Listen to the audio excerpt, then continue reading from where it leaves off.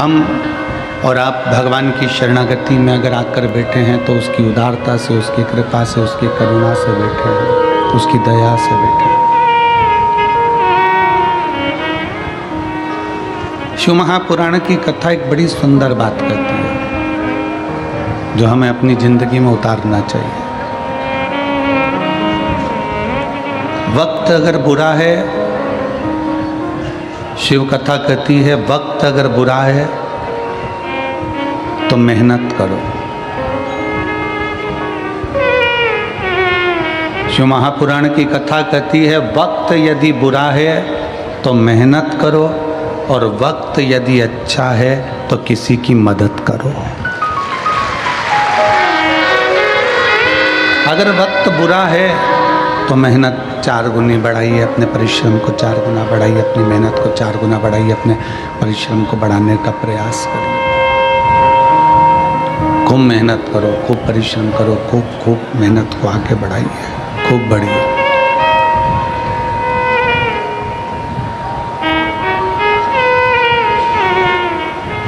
मेहनत करने से थोड़ा वक्त, बेकार वक्त हमारा टल जाता है, बेकार वक्त हमारा निकल जाता है, बेकार वक्त हमारा समाप्त हो जाता है। वक्त बुरा है, मेहनत करिए, और अगर वक्त अच्छा है तो किसी न किसी की मदद करने का प्रयास करो। किसी भूखे को भोजन, प्यासे को पानी, किसी बीमार की औषधि आदि का कार्य करने का प्रयास करिए। किसी भूखे को भोजन, प्यासे को पानी पिलवाइए, किसी की औषधि दिलाने का कार्य करिए, किसी के काम आने का प्रयास करिए। प्रयास करो कि किसी के आप काम आ जाए।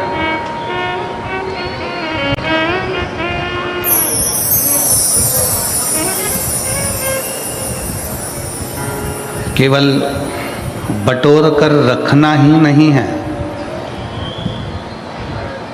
उस बटोर कर रखे हुए धन का प्रयोग आप दूसरे पर नहीं कर सकते तो अपने खुद पर करिए। अच्छा भोजन करो, परिवार के साथ खुश रहो, मंदिर देवालय तीर्थ व्रत करते रहो। अपना धन आप किसी को नहीं दे सकते, अपना पैसा आप किसी को नहीं दे सकते, तो स्वयं पर खर्च करो, स्वयं। चौकीदार बनकर जिंदगी मत जीना कि जोड़ जोड़ कर बेटों के लिए रख दिया, बहुएं आ गईं, वो अपनी मस्ती में खूब अच्छी जिंदगी जी रही और तुम अपने मकान का ताला लगा रही, चाबी लगा रही, पेटी में ताला लगा रही, चाबी लगा रही, रसोई घर में बार बार झांक के आ रही, दुकान का पूछ रही, घर का पूछ रही, कैसा हुआ, व्यापार कैसा हुआ, घाटा तो नहीं लगा, दुख मन में बहुत हो रहा। बहुओं को ताला चाबी से रत्ती भर फर्क नहीं है, बहुओं को तुम्हारे ताला चाबी से कोई मतलब नहीं है। वो जानती है कि घर में एक चौकीदार बैठा है, घर के बूढ़े माँ बाप वो देखते रहेंगे, अपन घूमते रहेंगे।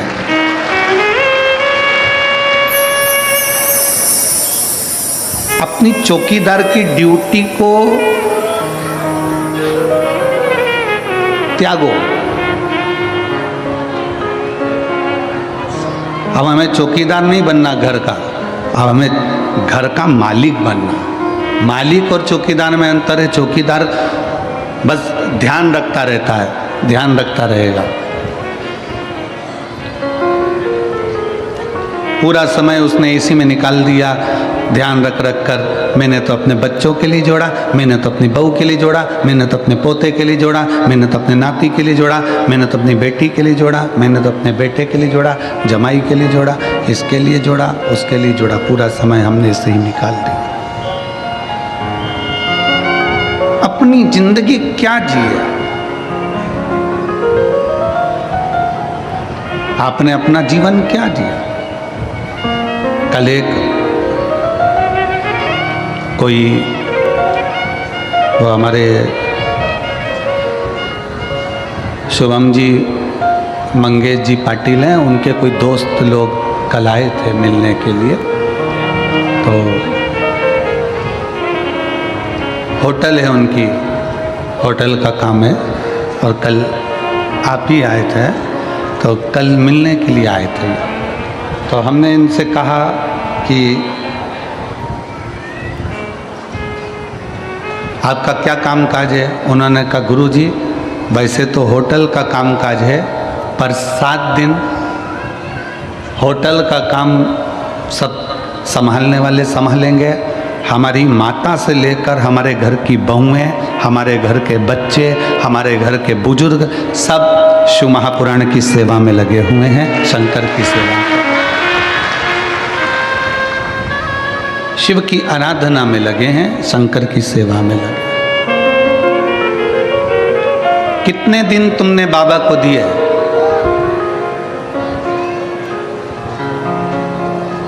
कितने दिन दिए बाबा को शिव महापुराण के? जम के बोलो, 7 दिन।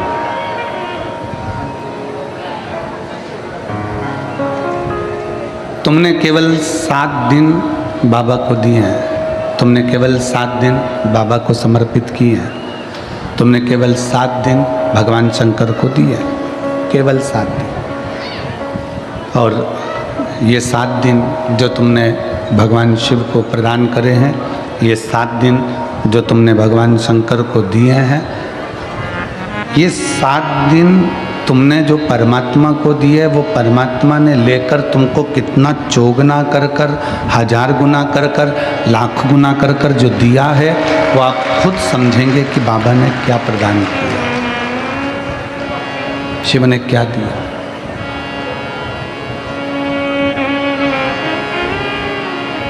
हम तो थोड़ा देते हैं, भगवान को तुमसे बहुत ज़्यादा की उम्मीद नहीं है, और भगवान शंकर तुमसे बहुत ज़्यादा मांगते भी नहीं हैं।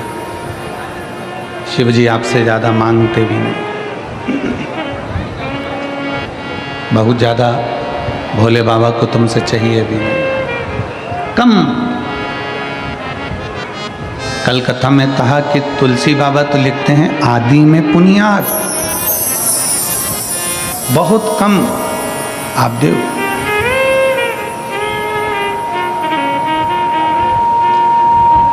और जो आपने बहुत कम दिया है, बहुत कम प्रदान किया है, उसमें भी बाबा खुश है। एक बड़ा भगोना भरकर सब्जी बनाओ, एक बहुत बड़ा भगोना भरकर सब्जी तैयार करिए। उसमें जीरा कितना डालते हो? भगोना भर के, जम के तो बोलो नहीं। कितना? भगोना भर के सब्जी है तो इतना जीरा डाल दो। राई कितनी डालते हो? थोड़ी राई डाल दो। भगोना भर के सब्जी है, राई जीरा कितना सा डाल। नमक 1 बाल्टी नहीं, कितना डाला? थोड़ा सा नमक। अब ईमानदारी से बोलो, कोई तुमसे पूछे इतने से जीरे से क्या होगा, इतनी सी राई से क्या होगा, और इतने से नमक से क्या होगा? शिव महापुराण की कथा कहती है इतना सा जीरा, इतना सा राई, इतना सा नमक पूरी सब्जी में स्वाद ला देता है। उसी तरह 7 दिन की शिव पुराण पूरी जिंदगी में स्वाद ला देता है।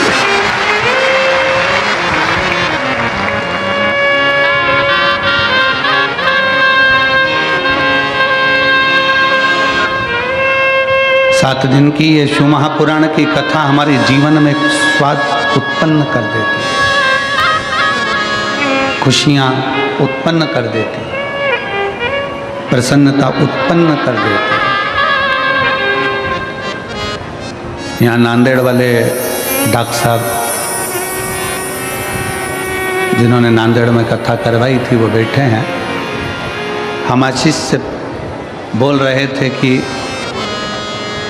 प्रथम ऐसे यजमान हैं जो जहाँ जहाँ कथा होती है लगभग नज़दीक में, तो वहाँ बाबा की 1 दिन की कथा सुनने के लिए ज़रूर आते हैं। और ये पाटिल परिवार जो शिव महापुराण के कथा के यजमान बने हैं शिरपुर महाराष्ट्र के, हम उनसे भी कहेंगे कि प्रयास करना आपके नज़दीक में कहीं शिव पुराण की कथा हो तो वहाँ 7 दिन नहीं तो कम से कम 1 दिन यजमान परिवार सिरपुर का भी वहाँ पहुँचे।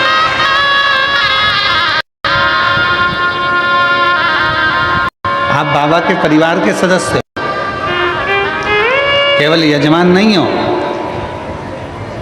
कुबेर भंडारी के परिवार के सदस्य हो, तो बाबा के परिवार के सदस्य हो, इसलिए प्रत्येक कथा में 1 दिन, आधा दिन, 15 मिनट, 20 मिनट, 25 मिनट जैसा समय मिले वैसे जाना चाहिए। कथा सुनो,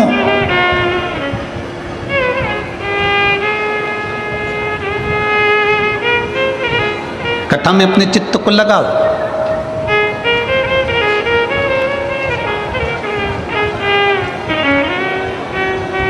जितनी सेवा बन सकती है शिव महापुराण के अंतर्गत उतनी सेवा करो। तुमको जो भगवान ने दिया है उसमें से थोड़ा ना थोड़ा भगवान शंकर की कथा में भक्ति में समर्पित करो। जैसे सिरपुर महाराष्ट्र का सेन समाज, नाई समाज, जिसने निशुल्क दाढ़ी कटिंग की दुकान लगा कर रखी है और सबकी दाढ़ी कटिंग निशुल्क कर। सेन समाज, नाविक समाज,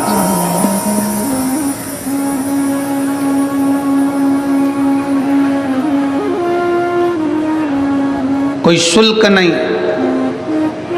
एक सेन समाज के व्यक्ति से, एक नाविक समाज के व्यक्ति से पूछा कि भाई तुम यहाँ सबकी दाढ़ी बना रहे हो और इतनी सारी लगभग 15-20 तुमने कुर्सियाँ लगा रखी है, सब सेवा में लगे हो, तो उनका उत्साह, उनके चेहरे की प्रसन्नता कह रही थी कि गुरुदेव हम किसी मनुष्य की दाढ़ी नहीं बना रहे हैं, हम तो भोलेनाथ जी यहाँ आए हैं उनकी बना रहे हैं, उनकी बना। कितना उत्साह। मैं संपूर्ण सेन समाज को, नाविक समाज को, नाई समाज को बहुत बहुत साधुवाद देता हूँ। आपका जो प्रयास है ये जनमानस में सनातन धर्म को मजबूत करने वाला है। आज सनातन धर्म को लोग जाति में तोड़ रहे हैं। आज सनातन धर्म को, हिंदू धर्म को लोग जातियों में तोड़ने का प्रयास कर रहे हैं कि ये ब्राह्मण है, ये क्षत्रिय है, ये वैश्य है, ये शूद्र है, सबको बांटा जा रहा है। पर मैं यहाँ के सेन समाज को, नाविक समाज को धन्यवाद देता हूँ कि आप सनातन धर्म को बहुत मजबूत करने का प्रयास कर रहे हो।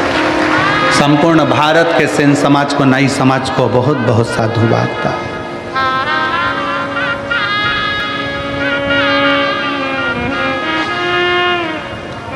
आपकी जागरूकता होना चाहिए।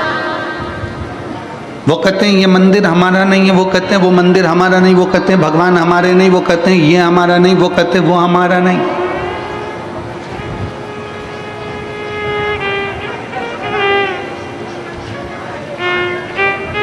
आज तक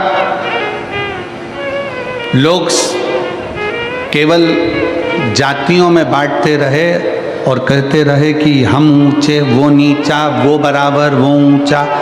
आज तक किसी ने ये नहीं कहा कि 100 का नोट ब्राह्मण का है कि क्षत्रिय का है कि शूद्र का है कि वैश्य का है।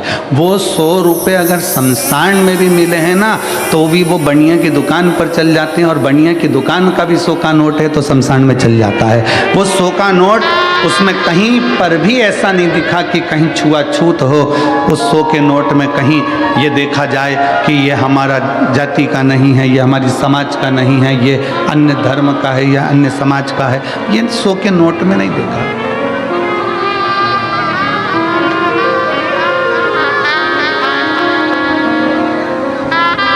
अभी हमने पहले कथा में कहा था कार्तिक के महीने में कि एक 100 का नोट तुम्हें दिया जाए और वो 100 के नोट के 4 हिस्से करे जाए। कितने हिस्से करें? 4। ठीक है, चला दोगे तुम 100 के नोट के 4 हिस्से? हम 100 का नोट लें और उसको फाड़ें और उसके 4 हिस्से कर दें और कह दें एक ब्राह्मण चलाए, एक क्षत्रिय चलाए, एक वैश्य चलाए, एक शूद्र चलाए। है किसी की हिम्मत जो 100 के नोट के 4 हिस्से कर दिया जाए और अलग अलग जाकर चला के बता दो? कोई चलाएगा? जम के बोलो नहीं। वही 100 के नोट के चारों हिस्से सेलो टेप से जोड़ दिए जाएं, एक कर दिए जाएं तो मार्केट में चल जाएगा। उसी तरह हम ब्राह्मण क्षत्रिय वैश्य शूद्र जब एक हो जाएं तो फिर सारी दुनिया में चल सकते हैं। दुनिया तोड़कर अलग कर रही है, हम जुड़कर एक हो।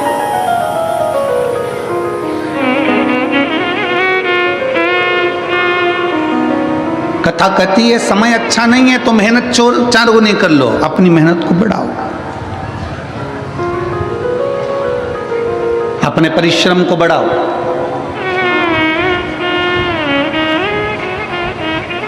हमें याद है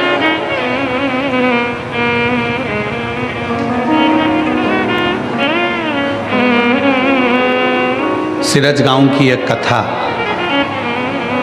बहुत पहले की बात है, 19-20 साल पहले की। और सिरज गांव में जब हम पहुंचे थे तब एक किसान भाई मिलने के लिए आया था।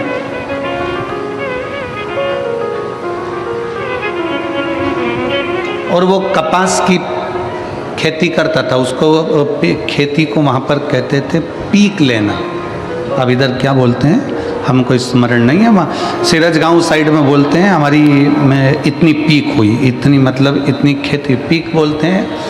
तो उस समय की बात है 19-20 साल पहले की, क्या हमारी ये पीक ऐसी हुई, वो पीक ऐसी हुई। तो वो व्यक्ति आकर बोला गुरुजी मैं जितनी भी पीक लेता हूँ, मैं जितनी भी फसल लेता हूँ, मेरी फसल अच्छी आती ही नहीं है और मैं घाटे में जाता जा रहा हूँ, मैं डूबता चले जा रहा हूँ, मेरी फसल ठीक नहीं आ रही,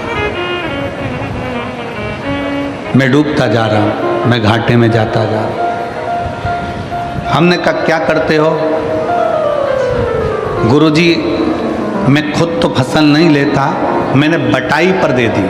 बटाई पर मतलब मेहनत उसकी, आधा सामान उसका, आधा सामान हमारा। हमने कहा ठीक है, क्या चाहते हो? कहा गुरुजी अब की बार बस ऐसा कर दो कि उसमें अच्छी फसल हो जाए। तो हमने कहा अच्छी फसल हो जाए तो फिर एक काम करो, ये आधा आधा बंद करो, खुद बेलपत्री शंकर पर चढ़ी हुई लेना, शिव जी का चढ़ा जल लेना, पूरी खेती में जब बीज बोने के लिए जाए तब उस जल को छीट कर बाबा का नाम लेकर श्री शिवाय नमस्तुभ्यम बोल कर बो देना। अब उसने फसल लगाई, जो पीक आई, और पीक आने के बाद वो सीहोर गया और वहाँ जाकर बोला बाबा जी बड़ी कृपा करिए, अब की बार तो बाबा ने ऐसा कर दिया कि मुझे पूरा कर्जा चुकवा दिया, मेरा पूरा कर्जा चुक गया। हमने कहा कर्जा बाबा ने नहीं चुकाया, तू बटाई में ले रहा था, तुझे मालूम ही नहीं पड़ रहा था कितना आ रहा है, कितना जा रहा है, क्या कर रहा है, कितना जा रहा है। दवाई का पैसा ले लिया, खाद का पैसा ले लिया, बीज का पैसा ले लिया, सब कुछ पैसा लेने के बाद भी तुझे फसल में कुछ नहीं मिल रहा था। अब तूने जान लिया कि मैं मेहनत करूंगा, मेरी जमीन है, मैं 4 गुना परिश्रम करूंगा, तो बाबा ने तेरे को 8 गुना दिया और तेरा कर्जा भी चुका दिया। तेरी मेहनत, इसमें सीहोर वाले बाबा का कुछ नहीं है, इसमें पंडित प्रदीप मिश्रा का कुछ नहीं, तेरी अपनी मेहनत, तेरा अपना परिश्रम है। वक्त अच्छा नहीं है, मेहनत करिए, वक्त अच्छा है तो मदद करिए। जब अच्छा समय आ जाए आपका, जब आपका श्रेष्ठ समय आ जाए, श्रेष्ठ समय आपका चल रहा हो, तो प्रयास करो कि हम किसी की मदद कर सकें, हम किसी का सहयोग कर सकें। और मैंने तेरे ही भरोसे बाबा, तेरे ही भरोसे हवा बिच उड़ती जावानी, बाबा डोर में कटी जावा।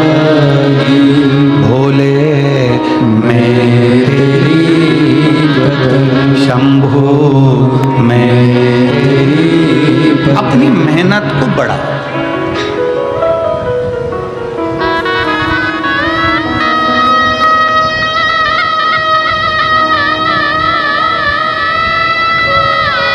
लोग कहते हैं गुरुजी कहीं से आवक बढ़े, धन बढ़े, तो हम कहेंगे दुनिया में कोई ऐसा महाराज पैदा नहीं हुआ कि ऐसा फूंक मार के फेंक देगा और सोने का हंडा निकल जाएगा। किसी महाराज के चक्कर में मत पड़ना, किसी ऐसे बाबा माबा के चक्कर में मत पड़ना कि ऐसी फूंक मार के फेंक दे और सोने का हंडा निकल जाए। अगर ऐसा हंडा निकले तो हमको भी बताना, हम भी वहीं चले जाएंगे, हम भी चले जाएंगे। इस चक्कर में मत रहो कि तुम्हारा दुख कोई दूसरा काट देगा। इस चक्कर में मत रहो कि तुम्हें करोड़ों का धन कोई लाकर दे देगा, करोड़ों की संपदा तुमको लाकर कोई दे देगा। अपना परिश्रम, अपनी मेहनत अपने को करना, कोई तुमको धन लाकर नहीं देगा। हमारे एक परिचित हैं इंदौर में, हम उनसे मिलने गए, उनके यहाँ शादी थी उनके लड़के की। तो हमने कहा कैसी रही शादी? कहा गुरुजी बहुत बढ़िया, जोरदार शादी, बहुत शानदार। अच्छा, अरे गुरुजी 1000 प्लेट उठी। अब हमें तो समझ में आया नहीं ये प्लेट उठी का मतलब क्या होता। तुम जानते हो क्या? अरे बोलो तो जम के, जानते हो? मतलब 1000 प्लेट उठी मतलब 1000 आदमी आया। ठीक है, हाँ ठीक है, धन्यवाद, तुमने हमको समझाया। अरे गुरुजी जिस दिन महिला संगीत था उस दिन 800 प्लेट उठी, और जिस दिन शादी थी उस दिन 1000 प्लेट उठी। हमने कहा क्या बात है साहब, बहुत बढ़िया। हमने कहा क्या जोरदार बात है कि शादी में कितनी प्लेट? जम के बोलो, 1000 प्लेट उठी, और महिला संगीत में 800 प्लेट उठी। हमने उनसे कहा विश्वकर्मा जी, आप कह रहे हो कि शादी में 1000 प्लेट उठी और महिला संगीत में 800 प्लेट उठी, जब बुरा वक्त आए तब ये 1000 और 800 लोगों के हाथ तुम्हारी मदद के लिए उठ जाएं तो समझ लेना कि प्लेट उठी। विश्वकर्मा जी ये 1000 प्लेट उठी, तुम इतने खुश हो रहे हो? 800 प्लेट उठी, तुम इतने खुश हो रहे हो? 700 रुपये की प्लेट, 500 रुपये की प्लेट, 400 रुपये की प्लेट, आजकल कैटरिंग का ज़माना है तो 500 रुपये की प्लेट, 1000 रुपये की प्लेट, 1000 प्लेट उठी, 1000 लोग खाना खा कर गए, भोजन कर कर गए। 800 लोगों की प्लेट उठी, 800 लोग भोजन कर कर गए। प्लेट तो उठी, पर तुमने जो 1000 आदमी को खाना खिलाया, तुमने जो 800 लोगों को प्लेट उठी कर रहे हो, इतने लोगों को खाना खिलाया, जब अपने को जरूरत पड़े, अपनी जब दुख की घड़ी आए, तो ये 1000 और ये 800 के हाथ तुम्हारी मदद के लिए उठते हैं कि नहीं उठते, वो देखना। अब हम आपसे पूछते हैं, जो 1000 प्लेट उठी उसमें से कितने हाथ उठेंगे क्या? किसी को 10 लाख की जरूरत है तो दे सकोगे? जम के बोलो जरा। 800 प्लेट उठी, जब उसको 5 लाख की जरूरत होगी तो 5 लाख रुपए जिसकी प्लेट उठी थी, इतने लोगों ने उठाई थी, वो 800 में से कोई 5 लाख लाकर देगा? नहीं, आपकी मेहनत आपको स्वयं करना पड़ेगी, आपका परिश्रम आपको स्वयं करना पड़ेगा। इसलिए निवेदन है, व्यर्थ का खर्चा बंद करो। ये 1000 प्लेट और ये 800 प्लेट की जगह कभी बन सके तो किसी गरीब को जाकर भोजन कराकर अपने बच्चों का विवाह करो। ये 800 प्लेट, 1000 प्लेट उठी उठी उठी और मालूम पड़े इतने कर्जे में पड़ गया कि एक दिन खुद ही उठ गया और वह 800 और 1000 पड़ी। कितनी खुशी है। पूरे सिरपुर वालों का चेहरा देखकर आज हमको भी प्रसन्नता हो रही है कि हमने हमारे धन का सदुपयोग करा और भंडारा चलाकर भूखों को भोजन कराया।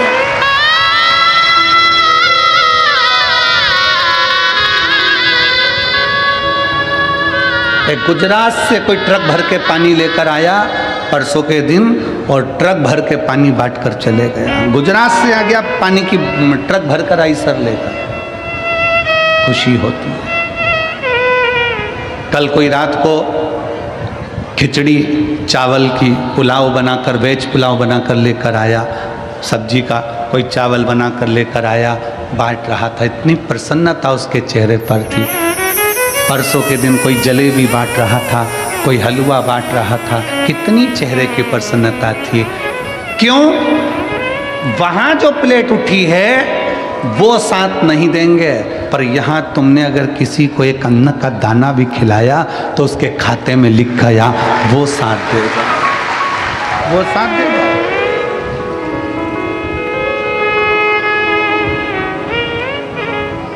कौन आएगा अंत समय में? अंत समय प्रभु आना पड़ेगा, वचन दिया तो निभाना पड़ेगा। आए ना आए प्रभु करेगा, अंत समय प्रभु आना पड़ेगा, वचन दिया तो निभाना पड़ेगा।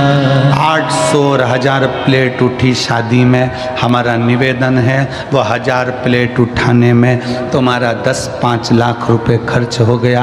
800 प्लेट उठाने में तुम्हारा 5-8 लाख रुपए खर्च हो गया। हमारा निवेदन है वो 1000 प्लेट का, 800 प्लेट का थोड़ा बहुत अगर बचाते तो जो लड़की या लड़के की शादी हो रही है उसकी एक एफडी करवा कर रख देते, उसके दुख के समय में वो एफडी काम आ जाती।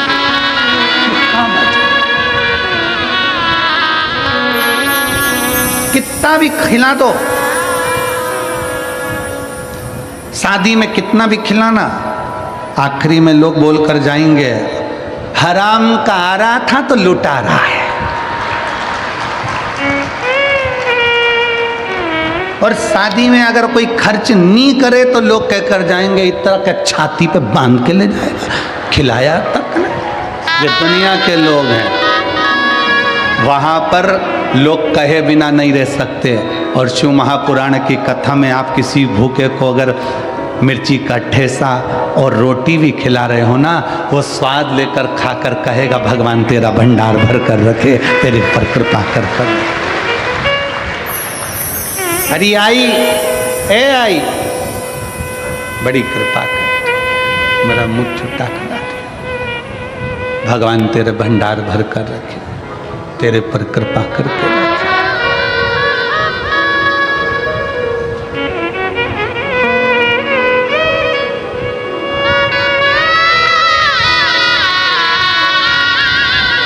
प्रयास करो।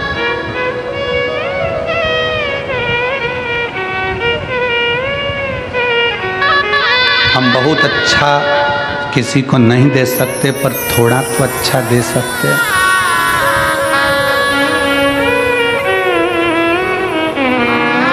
इसी सिरपुर की एक माँ, उसके कॉलोनी का तो हमको स्मरण नहीं है कि कौन सी कॉलोनी में रहती है, और इसी सिरपुर की एक माँ रोज एक शॉल पहनकर आती है।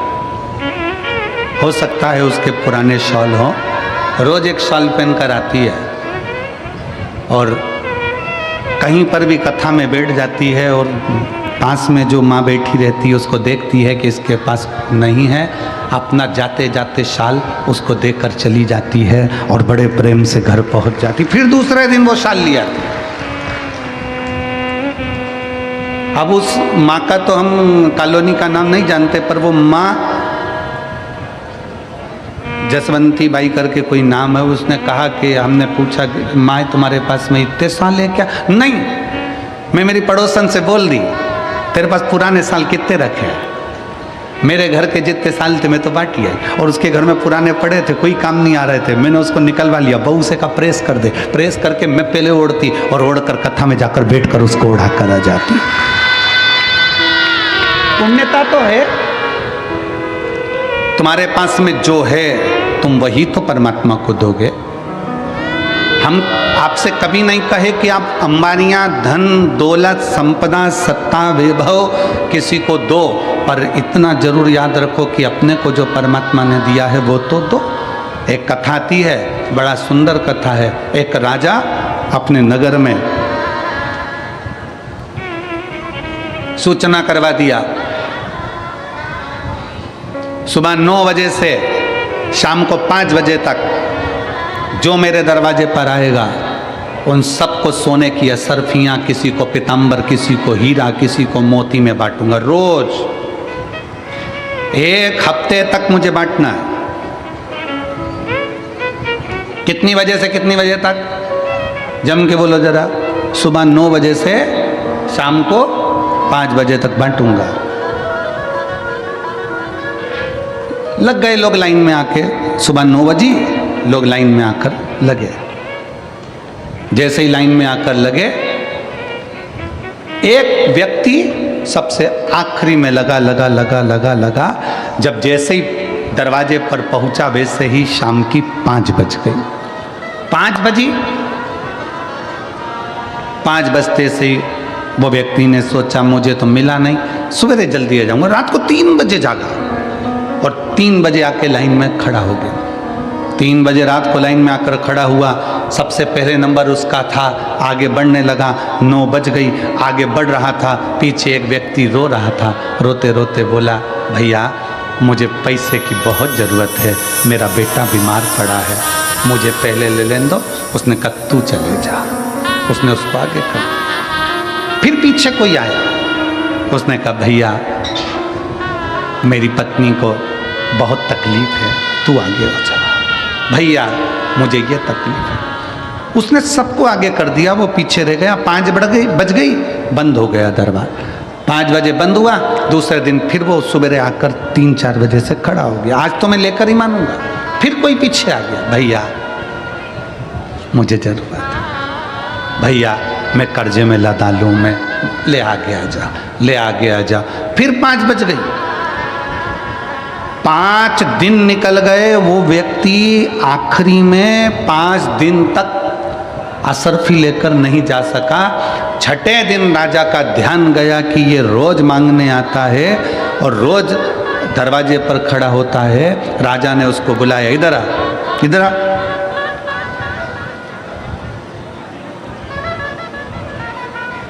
क्या कर रहा है ये तू रोज मांगने आता है?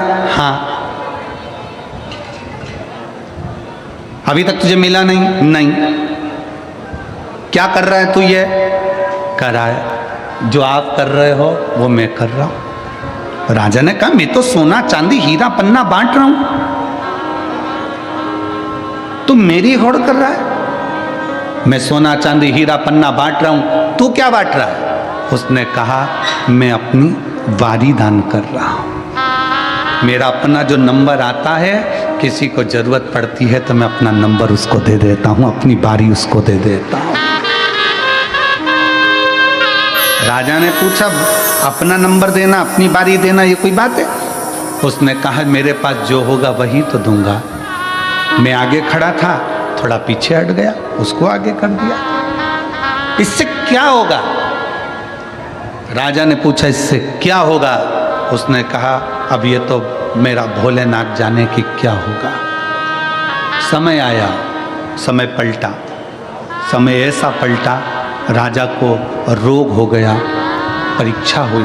विद्वान ब्राह्मण बैठे, संत बैठे, साधु बैठे। नगर में कोई ऐसा व्यक्ति हो, क्योंकि राजा की कोई औलाद नहीं है, नगर में कोई ऐसा व्यक्ति हो जो बहुत विद्वान हो, उसी को राज सिंहासन पर बिठाना है। तब उसी व्यक्ति जो बारी अपना नंबर दे रहा था, सबको आगे कर कर खुद पीछे हो जा रहा था, अपने पास जो था वो प्रदान कर रहा था, उसी व्यक्ति को राजा का सिंहासन दे दिया गया। तुमने क्या दिया भगवान को? आप क्या प्रदान कर रहे हो परमात्मा को? आप क्या दे रहे हो भगवान को? भगवान कभी नहीं कहेगा कि तुम मुझे धन दौलत संपदा सत्ता वैभव दो। भगवान कहता है तुम्हारे पास में जो है, क्या है तुम्हारा?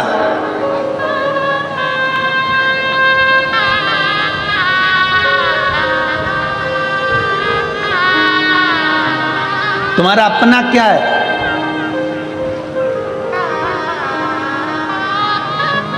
किसी ने कहा भगवान को वो दो जो तुम्हारा अपना है।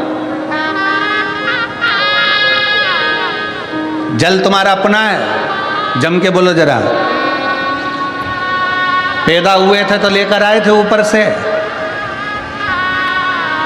किसी ने कहा बेलपत्र दो, बेलपत्र हमारे पेड़ की है, हमारे वृक्ष की है। तुम्हारी है?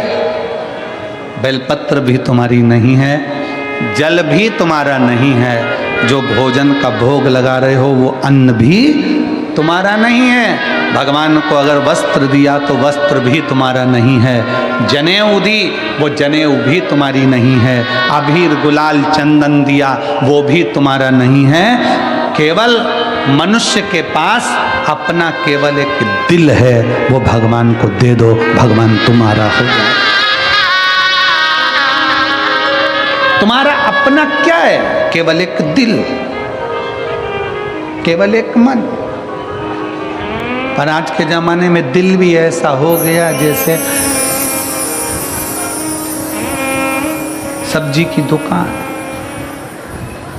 जिसकी मर्जी होती है जिसको बांट देता है, और बाद में रात को 10 बजे से चालू हो जाता है। 10 बजे से उस पूरे मोबाइल में इतने दिल हैं, और यहाँ तो एक दिल की बात है, और वो दिल भी अगर भोलेनाथ में चला गया तो फिर संसार में नहीं जा पाता है। शुभ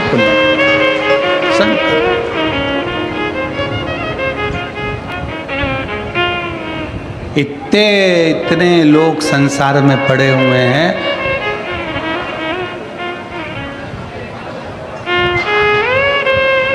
कई लोग कहते हैं गुरुजी हमारे पास रत्ती भर फुर्सत नहीं है, हमारे पास रत्ती भर फुर्सत नहीं है। कोई कहता है गुरुजी हमारे पास इतना काम, हमें 1 मिनट की फुर्सत नहीं है, 1 मिनट की फुर्सत नहीं। तो फिर हमने कहा एक बात बताओ, तुम्हारे मोबाइल में डाटा है क्या? क्यों? हमारा वाईफाई कनेक्ट कर लो, उससे क्या होगा? हमने कहा हमारा मोबाइल चल जाएगा। अरे गुरुजी 1.5 GB डाटा पूरा की पूरा खत्म हो गया, 1.5 GB डाटा पूरा की पूरा खत्म हो गया। समझ लेना 1.5 GB डाटा भी अगर तुम्हारा रात होने से पहले पहले खत्म हो रहा है तो दुनिया के सबसे बेरोजगार व्यक्ति तुम ही हो। दुनिया के सबसे बेरोजगार व्यक्ति तुम हो कि 1.5 GB डाटा भी तुम्हारा रात होते होते खत्म हो जाता है, और तुम इतने फ्री हो कि दिन भर लोगों का जवाब देने में लगे हो, दिन भर लोगों का जवाब देने में लगे हो। 24 घंटे किसी ने एक मैसेज करा, मोबाइल में टुन टुन आवाज आई, इसने खोल के देखा, लिख के तुरंत भेज दिया। इतना फ्री, इतना फ्री कि 1.5 GB डाटा भी तेरा शाम होते होते खत्म हो गया। व्यस्त व्यक्ति उसको कहते हैं जो किसी का मैसेज देखने का भी समय ना हो, अगर टाइम मिलेगा तो फोन कर लेंगे, बस बात खत्म। समय होगा देख कितने फ्री हो। और कह रहे समय नहीं, समय समय कहाँ गया तुम्हारा? सुबह से उठते हो रात तक के समय में तुम अपना अंदाजा लगा कर बैठिए। एक इतनी सी डायरी लीजिए, उस डायरी में लिखना चालू करो कि आज 6 तारीख को मैंने सुबह से लेकर रात तक क्या क्या काम किया, मैंने कितनी बजे उठा उसका टाइम लिखो, इतनी बजे मैंने क्या करा। आखिर तुम लिखोगे तो ये लिखोगे मैं इतनी बजे उठा, ब्रश करा, पानी पिया, नाश्ता करा, भोजन करा, ये करा, वो करा। उस पूरी डायरी में ये नहीं मिलेगा कि तुमने अपने लिए करा क्या, परिवार के लिए करा क्या, मेहनत कौन सी करी, परिश्रम कौन सा करा, कितने घंटे का परिश्रम करा। जो हम विचार कर कर बोलते हैं, अपनी फाइल लेकर जाते हैं, पत्रिका लेकर जाते हैं, हाथ दिखाने जाते हैं, महाराज जी मेरा भाग्य पलट दो, महाराज जी मेरा भाग्य पलट दो। अरे भाग्य पलटने से अच्छा है, शिव महापुराण की कथा कहती है कि अपना परिश्रम का बल बढ़ाओ, संघर्ष बढ़ाओ, अपनी मेहनत बढ़ाओ। और जब मेहनत बढ़ाओगे तो फिर किसी के आगे जाकर नहीं कहना पड़ेगा कि मेरा भाग्य पलट दो, तुम दूसरे का भाग्य पलट कर रख दोगे। अपने परिश्रम को बढ़ाइए।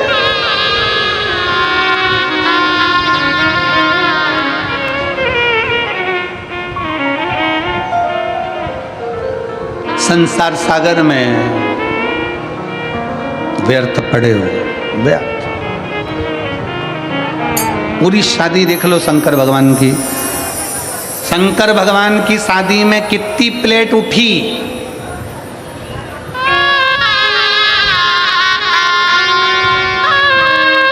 और जीजियां कह रही है।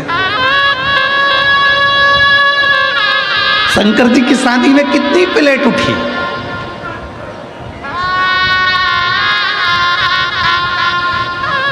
शंकर जी की शादी में जो प्लेट उठाने वाले थे वो ही उठ गए थे।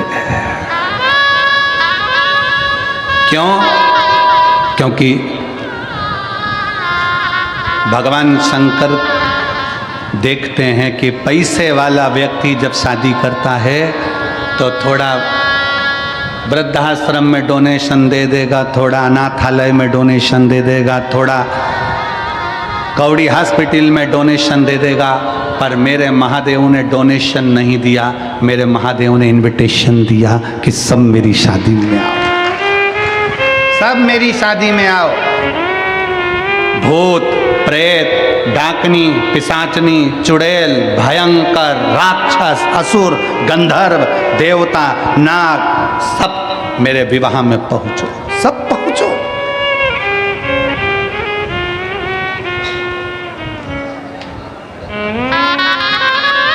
जिसको कोई नहीं बुलाता था, किसी की शादी में सबने देवताओं को बुलाया। चलो तुम्हारे यहाँ की शादी का अंदाजा लगा लो। तुम्हारे यहाँ की शादी में तुम गणेश जी को नोचते हो, गणेश जी को बुलाते हो, माता जी को पूछते हो, माता जी बुलाते हो, पितर जी पूछते हो, पितर जी बुलाते हो, सबको बुलाया। अब तुमने कभी भूत प्रेत को बुलाया शादी के अंदर? नहीं। तुम्हारी पड़ोसी से लड़ाई हो जाए तो पड़ोसी को नहीं बुलाओ तो तुम भूत प्रेत तो जाने दो।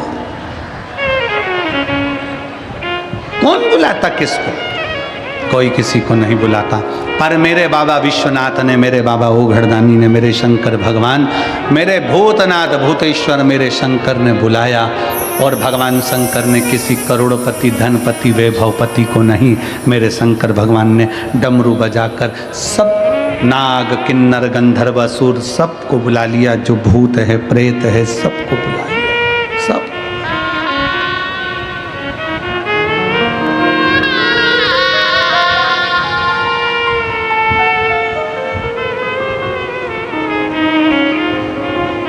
हमसे भी लोग कहते हैं, ए गुरुजी, इतना बड़ा कंठा का पंडाल लगता है, पंडाल भी छोटा पड़ जाता है, लोग धूप में बैठे रहते हैं, चिलचिलाती हुई गर्मी पड़ रही होती है, सब यहाँ वहाँ पूरा प्रांगण तुम्हारा भरा पड़ा रहता है। एक काम करा करो, थोड़ा कथा का एक काम करो, थोड़ा हम कथा करवाएं, मुंबई में हम कथा करवाएं, बेंगलोर में तो एक हॉल में VIP कथा करा देंगे, सब क्रीम लोग आएंगे। तो हमने कहा एक काम करो, क्रीम की लस्सी बना के पी जाओ।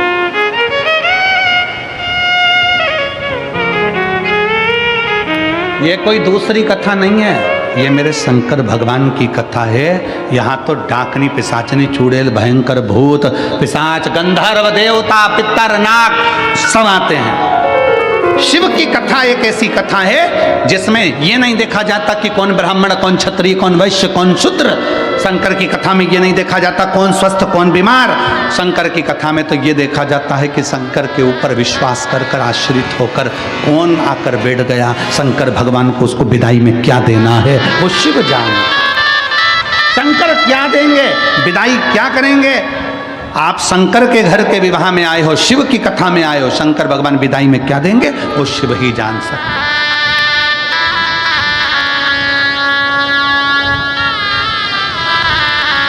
कौन जाने।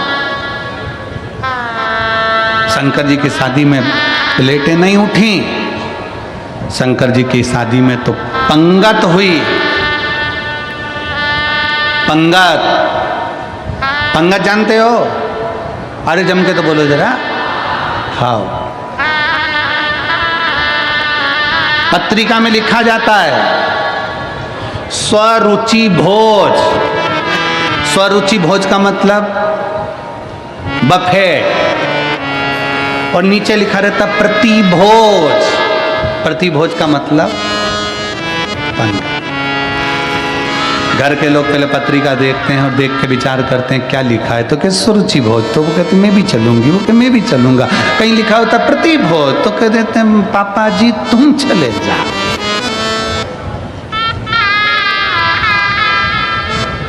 तुम जा।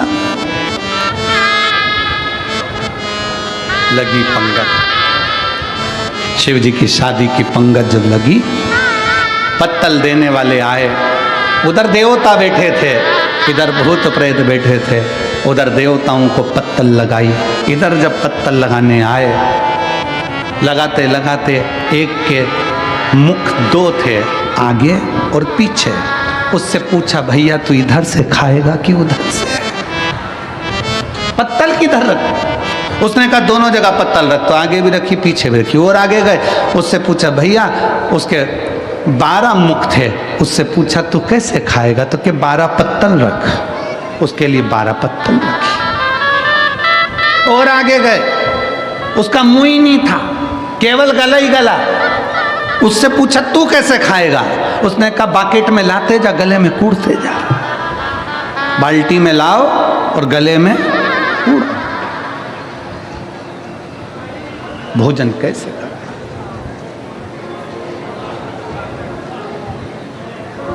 तब खबर पहुंची ब्रह्मा जी के पास में कि भोजन कैसे कराएं। कोई कहता बाल्टी में लाकर कूड़ो, कोई कहता 12 पत्तल रखो, कोई कहता 2 पत्तल रखो, कोई कहता 4 पत्तल रखो। करें क्या। देवता बैठकर आराम से जिम रहे हैं, इन भूत चुड़ैले का ले क्या करें।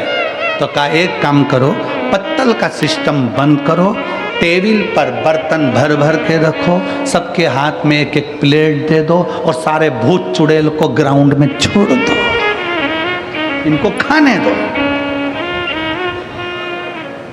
नारद जी ने ब्रह्मा जी से पूछा कि जो बैठकर भोजन कर रहे हैं वो तो पंगत है, उसको देव भोज कहते हैं, और ये खड़े खड़े प्लेट में ले लेके खा रहे हैं, इसको क्या कहेंगे। तो कहा ये जो भूत चुड़ैल खा रहे हैं, इसी को आने वाले समय में कलयुग में बफेट कहेंगे। इसी को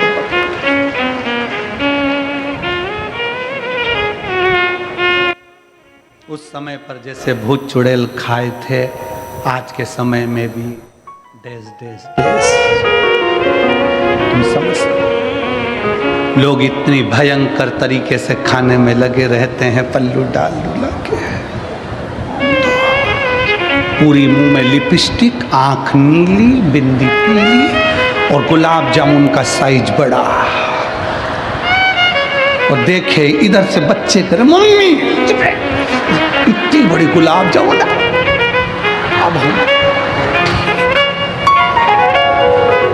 अब ये तो सब चल गया, जहाँ तक है ठीक है, परंतु सबसे ज़्यादा प्रॉब्लम खड़ी होती है पानी पतासा में। उसको हैदराबाद में पानी पूरी को गुपचुप कहते हैं। गुपचुप इसलिए कहते हैं जैसे ही मुंह में गुप, आदमी चुप। इसलिए उसको गुपचुप कर। सबसे बड़ी प्रॉब्लम है वो पानी पूरी में। शादी में एक तो इतनी भीड़, ऊपर से छोटा सा स्टॉल, पानी पूरी देने वाला अकेला व्यक्ति, और सबके दोने इधर कटोरे सबके हाथ में 500 का लिफाफा देने वाले, हीरे की चूड़ी पहने वाले भी भिखारी जैसे थे भैया।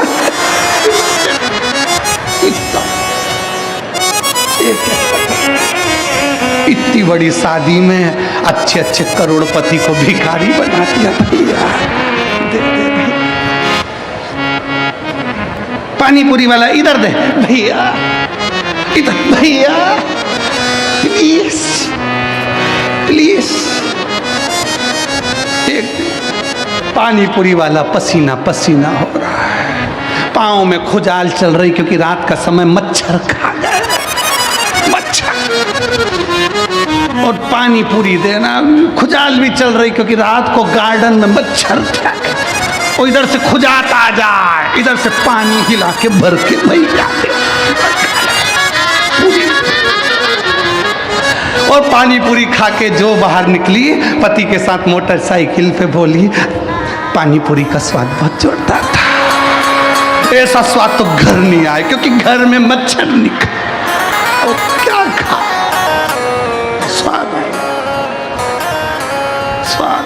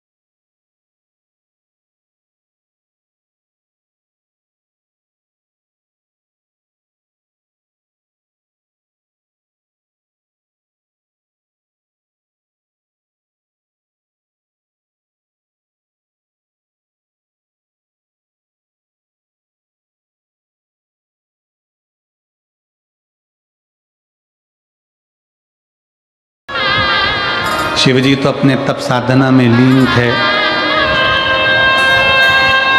इतनी साधना भगवान भोलेनाथ जी कर रहे थे कि उनको विवाह करना ही नहीं था।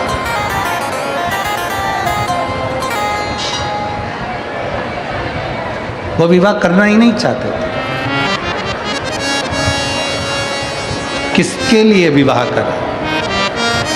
शिव महापुराण की कथा कहती है केवल देवताओं के हित के, देवहित के, देवताओं के कल्याण के लिए भगवान शंकर ने विवाह किया। देवहित के शंकर भगवान विवाह नहीं करते। सती मैया से इतना दुनिया के लोग कहते हैं इनका प्रेम ज़्यादा है, उनका प्रेम जाता है, उनका प्रेम जाता है। पर शिव महापुराण की कथा कहती है कि जितना प्रेम भगवान शंकर ने माता सती से किया, सती जी ने भगवान शिव से किया, पार्वती जी ने शंकर भगवान से करा, शंकर भगवान ने पार्वती जी से करा, ऐसा प्रेम दुनिया में कोई किसी से नहीं कर सकता जो मेरे ओघड़दानी ने करा है, मेरे शिव ने करा।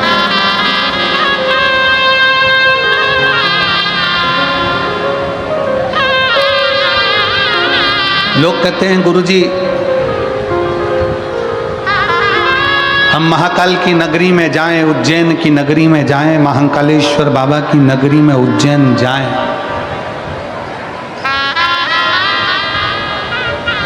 हम महाकाल की नगरी उज्जैन में पहुंचें तो वहां से क्या क्या ला सकते हैं। कोई ने पूछा कि हम उज्जैन बाबा महाकाल की नगरी में जाएं तो वहां से क्या क्या ला सकते हैं। हमारी शिव महापुराण की कथा कहती है कि बाबा महाकाल की नगरी में जाओ, जो तुम्हें लेकर आना है सब ले आओ, मना नहीं है। पर एक बार जो मेरे महाकाल बाबा की नगरी में पहुंच जाता है वो अपना दिल वापस लेकर नहीं आ पाता है, दिल वहीं छूट जाता।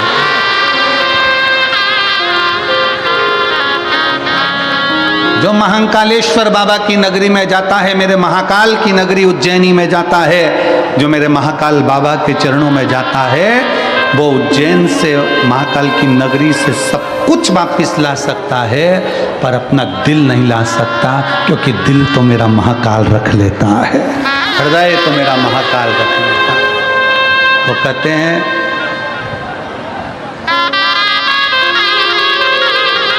कि आगरा के पागल खाने में कोई चला जाए तो ठीक होकर आने की उम्मीद होती है, पर एक बार जो महाकालेश्वर बाबा की मस्ती में, उनकी बस्ती में और उनकी भक्ति में चला जाए तो वापिस आने का दिल ही नहीं करता, दिल ही नहीं करता। काल अधिपति महाकाल है, उसकी मस्ती, उसकी बस्ती और उसकी भक्ति तीनों श्रेष्ठ है, तीनों श्रेष्ठ। महाकाल बाबा की मस्ती भी, बस्ती भी और भक्ति भी तीनों श्रेष्ठ।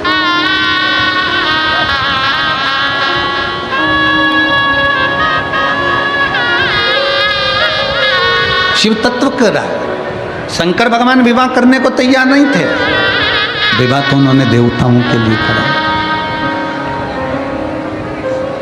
मेरे ओगड़दानी ने, मेरे शंकर भगवान ने विवाह स्वयं के लिए नहीं, देवहित के लिए करा।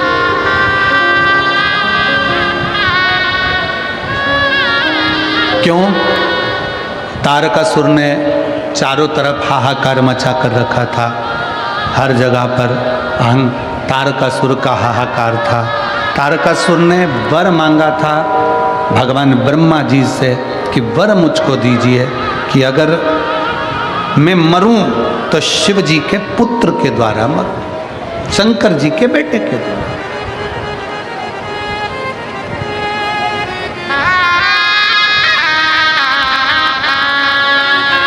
एक पत्र है,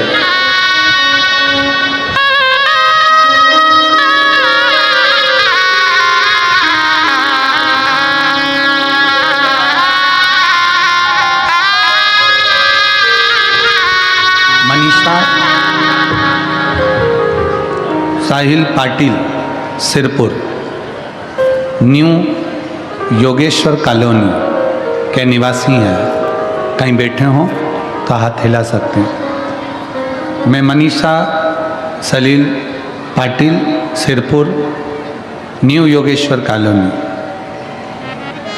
कहीं बैठे हों तो हाथ हिला सकते हैं। हाथ हिलाओ एक बार।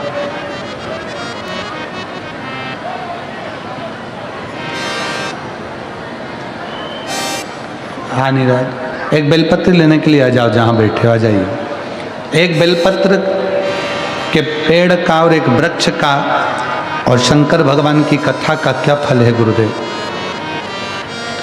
उस दिन सिरपुर की एक दीदी ने बोला, आपका मंच, आपकी व्यासपीठ हॉट सीट है, परंतु बाबा कौन बनेगा करोड़पति में? लोग पैसे लेकर करोड़पति होते हैं, हम तो आपके हाथों से बेलपत्र लेकर करोड़पति बन जाते हैं, करोड़पति हो जाते हैं। और आपका आशीर्वाद करोड़पति की तरह है गुरुदेव। बाबा मेरे पति सिविल इंजीनियर हैं। कोरोना के काल में, कोरोना के अंतर्गत उनकी जॉब छूट गई। बाबा हम बहुत परेशान हो गए थे। हम मालेगांव की कथा सुनने के लिए गए। आपने कहा बाबा उम्मीद नहीं छोड़ना चाहिए। बाबा से कभी उम्मीद मत छोड़ा। बाबा कभी हमें अकेला नहीं छोड़ता, ये आपकी कथा कहती है कि आप उम्मीद मत छोड़ो। भोले बाबा आपको अकेला नहीं छोड़ता, झोली में देता जरूर है। हम मालेगांव की कथा सुनने के लिए सुनने के लिए पहुँचे और वहीं पंडाल में हमने बाबा से मांगा और बाबा से हम मांग कर वापिस अपने घर की ओर आ गए। और घर पर आकर मेरे पति ने कहा कि अब हम उम्मीद नहीं छोड़ेंगे, हम नौकरी नहीं लग रही, अपना खुद का ऑफिस चालू करेंगे।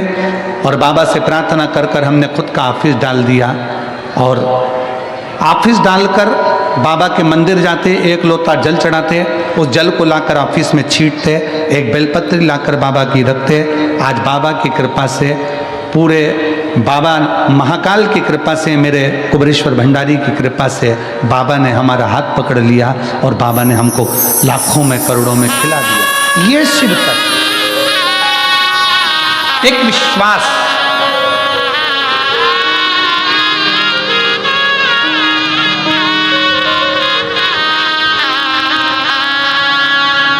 एक लाइन अच्छी लिखी है, ना कर नसीबों से इतनी शिकायत, ना कर नसीबों से इतनी शिकायत, जब वो राजी होता है तो हर चीज कदमों में डाल ही देता है। जब वो राजी होता है तो हर चीज कदमों में डाल ही देता है। ऐसा मेरा शिव, ऐसा मेरा शंकर कुबेर भंडारी है। एक विश्वास। एक पत्र और है,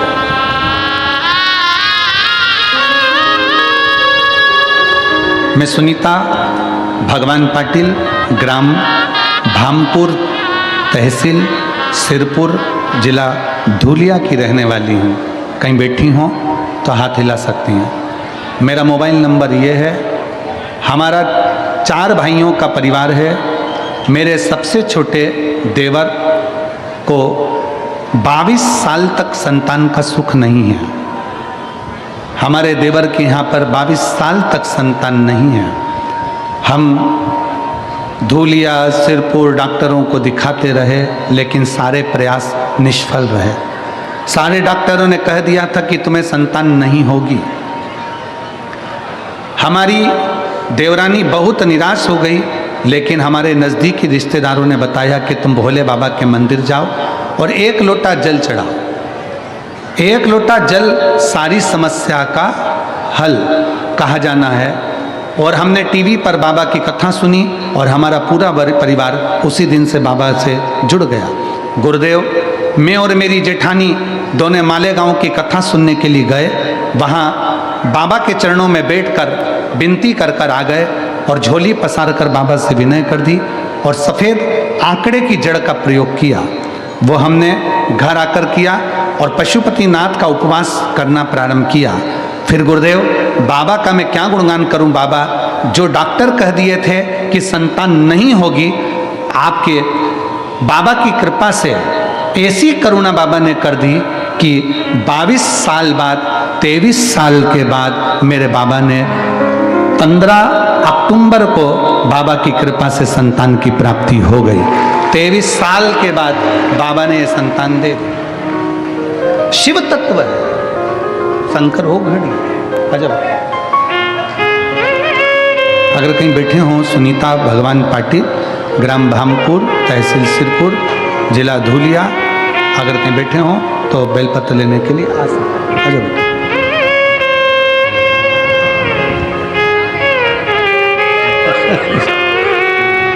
ये आपको करती है।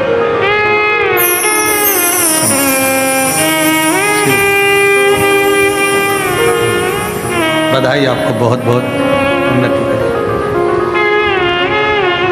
23 साल के बाद बाबा ने औलाद दी। कोई लेट बनता है, कोई जल्दी बनता है, पर शिव को जल चढ़ाने वाला एक दिन सेठ जरूर बनता है, ये निश्चित है। थोड़ा समय लगता है, हो सकता है थोड़ा समय लगे, दुख कटने में थोड़ा समय लग सकता है, पर बाबा करुणा कृपा दया जरूर करता है। उसकी उदारता, उसकी दया, उसकी करुणा जरूर होती है, वो कृपा जरूर करता है। और उसकी कृपा जब होती है तो संसार पूरा देखता है, पूरा संसार। और खाली ना जाता कोई दर्द से तुम्हारे, खाली ना जाता कोई दर से तुम्हारे, मैं भी खड़ी हूँ नदी बाहे फसारे, अपने हृदय से लगा लो गिना जा रहा हो, उठा लो भोले अपने दर से अपनो हटा लो, गिरी जा रही हो, उठा लो। जब आप विश्वास करते हैं शंकर के प्रति, जब आप भरोसा करते हैं शिव के प्रति, शिव साथ निभाता है। शंकर भगवान ने विवाह शादी अपने लिए नहीं, शंकर भगवान ने विवाह शादी देवताओं के हित के लिए करी। तारकासुर ने वर मांग लिया था कि मैं मरूं तो भगवान शंकर के पुत्र द्वारा मरूं, उनके बेटे के द्वारा मरूं।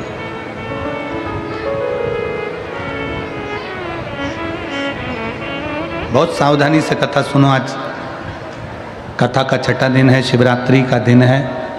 कल सुबह 8 बजे से 11 बजे तक कथा हो जाएगी और आप अपने घर और बाबा कुबेर भंडारी कुबेरेश्वर धाम पहुंचेंगे। दिल से कथा सुनो। 9 तारीख से 11 तारीख तक दुबई में le meridien Dubai hotel and conference centre, airport road, अलगरहोद, दुबई में कथा प्रारंभ हो जाएगी। दुबई का कथा का समय दुबई के वासियों के लिए 11:30 बजे से रहेगा प्रातः, और भारतीयों के लिए, भारतवासियों के लिए दोपहर में 1 बजे से 4 बजे तक दुबई की कथा का समय रहेगा। उसके बाद में 15 से 21 दिसंबर तक दोपहर में 1 बजे से 4 बजे तक मेरठ उत्तर प्रदेश की भूमि पर पवित्र शिव महापुराण की कथा होगी। आप और हम उस कथा का लाभ लेंगे। फिर 24 से 30 दिसंबर जो कथा लखनऊ में हो रही थी वो कैंसिल हो गई थी, तो लखनऊ की कथा 24 से 30 दिसंबर की रायपुर छत्तीसगढ़ पहुंची है। कमल देवांगन जी इस कथा को करा रहे हैं। रायपुर छत्तीसगढ़ की पवित्र भूमि पर 24 दिसंबर से 30 दिसंबर तक 7 दिवसीय रायपुर वासियों को, छत्तीसगढ़ वासियों को, सुंदर छत्तीसगढ़ की पवित्र भूमि पर यह कथा पहुंची है। बड़े भावों से उस कथा का आप और हम लाभ लेंगे।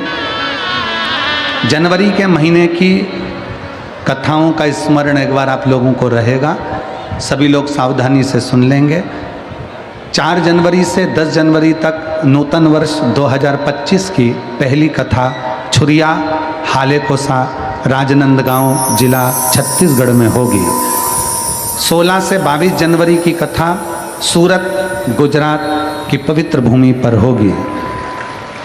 24 से 30 जनवरी की कथा साक्री महाराष्ट्र की पवित्र भूमि पर होगी। नए वर्ष की पहली कथा महाराष्ट्र वासियों को, छत्तीसगढ़ वासियों को और गुजरात वासियों को बहुत बहुत साधुवाद है। 24 से 30 जनवरी साक्री महाराष्ट्र की पवित्र भूमि पर होगी। 1 फरवरी से 7 फरवरी तक शिव महापुराण की कथा कोकपुर जिला कांकेर जिला प्रदेश छत्तीसगढ़ में होगी। 10 से 16 फरवरी के लगभग में 10 से 16 फरवरी की कथा प्रयागराज कुंभ के मेले में प्रयागराज की पवित्र भूमि पर होगी। 17 से 23 फरवरी तक शिव महापुराण की कथा तारा बाबा की कुटिया सिरसा हरियाणा की पवित्र भूमि पर होगी। 25 फरवरी से 3 मार्च तक रुद्राक्ष महोत्सव मेरे बाबा के धाम में उनकी गोद में कुबरेश्वर बाबा की धरा पर होगा। ऐसा पवित्र कथाओं का लाभ आप और हम लेंगे और अपने जीवन को सफल बनाएंगे। मेरे भोले बाबा ने जो विवाह किया स्वतः के लिए नहीं, जनमानस के कल्याण के लिए, जनमानस के कल्याण।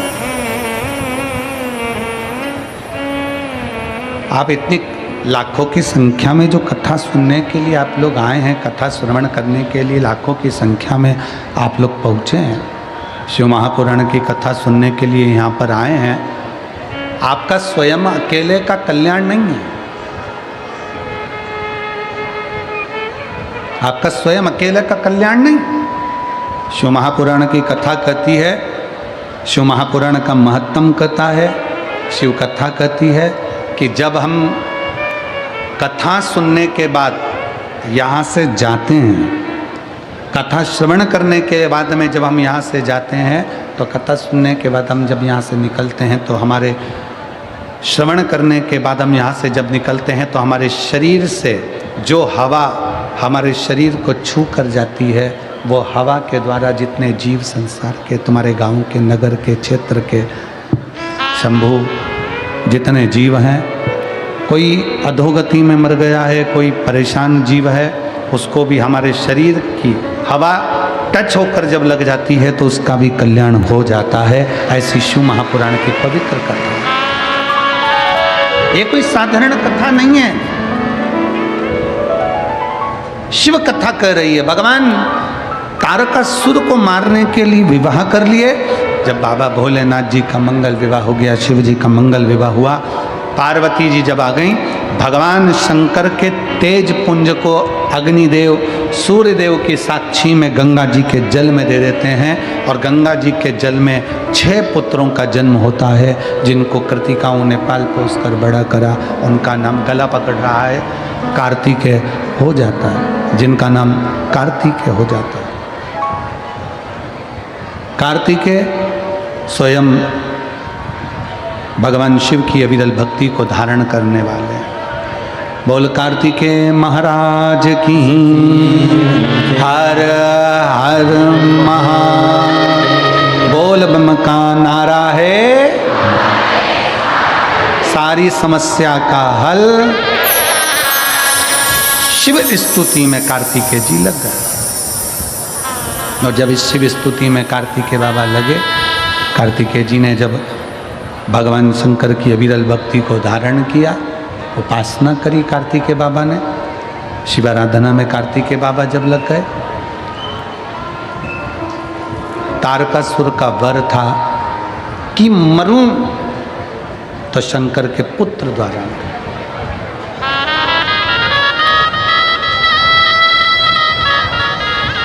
कभी अगर मौका लगे, जैसे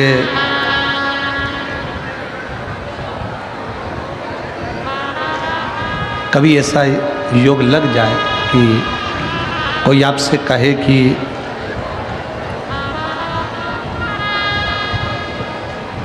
आपके शरीर में बहुत भारी कोई रोग हो गया और बहुत बड़ा रोग है, बहुत रोग,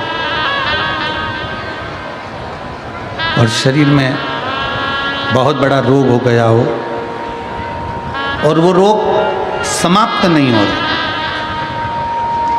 वो रोग समाप्ति की ओर जा ही नहीं रहा, रोग समाप्त हो ही नहीं रहा, तो एकांक्षी नारियल लीजिए। श्रीफल, नारियल देखा है सब लोगों ने? श्रीफल जो होता है, नारियल जो होता है, पानी पीने वाला नारियल नहीं, जो भगवान को चढ़ता है उस नारियल की बात। एकांक्षी नारियल, एकांक्षी नारियल से मतलब है कि नारियल में जो जटा होती है उस जटा के स्थान पर 3 नेत्र होते हैं। किसी किसी नारियल में 2 नेत्र होते हैं, किसी में 3 नेत्र होते हैं, किसी में 2 नेत्र होते हैं, किसी में 3 नेत्र होते हैं। तो 3 नेत्र वाला नहीं, 2 नेत्र वाला नहीं, कभी अगर मिल जाए, भूलवश तुम्हारे हाथ में आ जाए, एकांक्षी नारियल।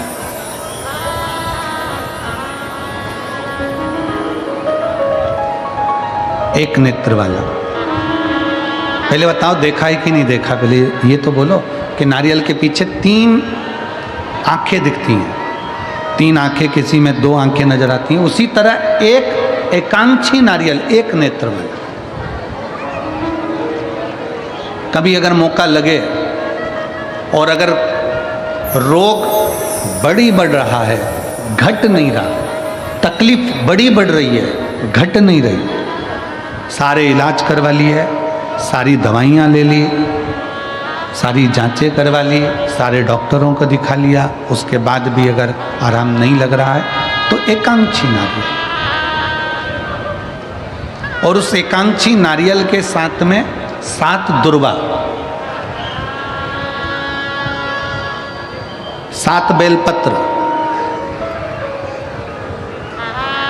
7 दुर्वा, 7 बेलपत्र, 7 पीले कनेर के पुष्प हाथ में लेकर, जो व्यक्ति बहुत ज़्यादा बीमारी अवस्था में है और दवाइयाँ भी अगर लॉक नहीं कर रही हैं, डॉक्टर की दवाइयाँ खाते रहो, दिखाते रहो, उसके साथ में वो एकांक्षी नारियल जिसकी एक आंख है, 7 दुर्वा, 7 बेलपत्र, 7 पीले कनेर के पुष्प हाथ में लेकर श्री शिवाय नमस्तुभ्यम कहते हुए हाटकेश्वर महादेव का नाम लेकर।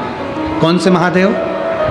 हाटकेश्वर महादेव। हाटकेश्वर महादेव का नाम लेकर अपनी कामना करते हुए, बाबा से विनय करते हुए, जहाँ से,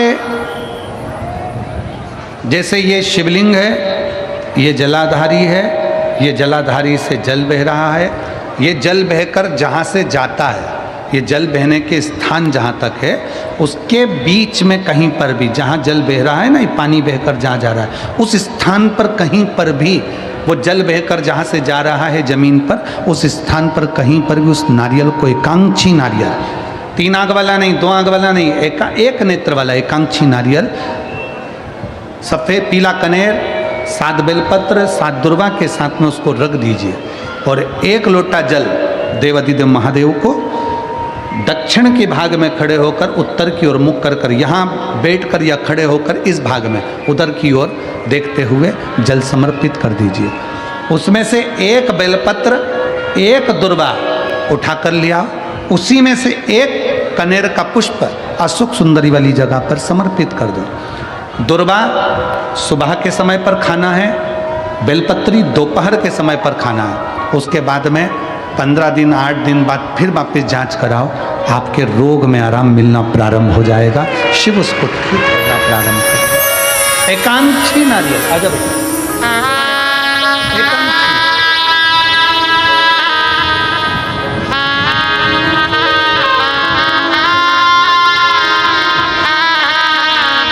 23 साल के बाद ये बच्चा हुआ है। एक बार जोरदार ताली बजाएं।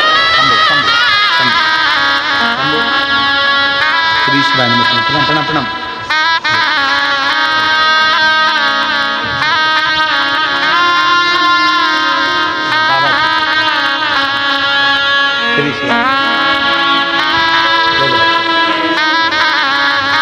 एक बार जोरदार ताली बजाएं। 23 वर्ष के बाद बाबा देवादिदेव महादेव की कृपा से, करुणा सागर शंभू की कृपा से, उनकी दया से, उनकी कृपा से ये संतान की प्राप्ति हुई। कैसा श्रीफल लेना है? जम के बोलो सब। एकांक्षी श्रीफल, 3 नेत्र वाला नहीं, 2 नेत्र वाला नहीं, 1 नेत्र, एकांक्षी श्रीफल। कितनी बेलपत्र? 7। कितनी दुर्वा? कितना कनेर का पुष्प? 7। एकांक्षी नारियल। और भगवान देवादिदेव महादेव से अपने मन की बात भाव के साथ प्रार्थना करिए, उससे विनय कर कर समर्पित करिए, दिल से उसको कहो। और तेरा ही दिया मैंने खाया पिया रे, तेरा शुक्रिया है, तेरा शुक्रिया, मुझे भोले बाबा ने बहुत दे दिया है, तेरा शुक्रिया है, तेरा शुक्रिया। शिव पुराण की कथा कर रही है। स्कंद भगवान प्रकट हुए, षडानंद कार्तिकेय जी ने तारकासुर का संहार करा, पर माता पार्वती जी ने मना किया कि उसके हृदय को कोई छेदित ना करे, उसके हृदय को कोई बाण ना लगे, क्योंकि उसके हृदय में, उसके दिल में शिव बसा हुआ, उसके हृदय में, उसके दिल में भगवान शंकर का निवास है। फिर निवेदन इस व्यासपीठ के माध्यम से कि एक बात अपने अंदर उतार कर रख लो, किसी के लिए भी अपशब्द कहना, पर शंकर के भक्त के लिए, शिव उपासक के लिए कभी निंदा मत करना, नहीं तो जिंदगी नरक से। शिव की निंदा करी ना जाए। शंकर भगवान की निंदा स्वयं भगवान विष्णु ने सुन ली थी नारद जी के मुख से, तो उनको घोड़े का मुख लग गया था, हयग्रीव अवतार हुआ था। नारद जी ने निंदा कर दी थी तो बंदर का मुख लग गया था। शिव की निंदा करने वाला कभी सुखी नहीं रह सकता। शिव की निंदा से बचने का प्रयास करें, शिव की निंदा से बचिए।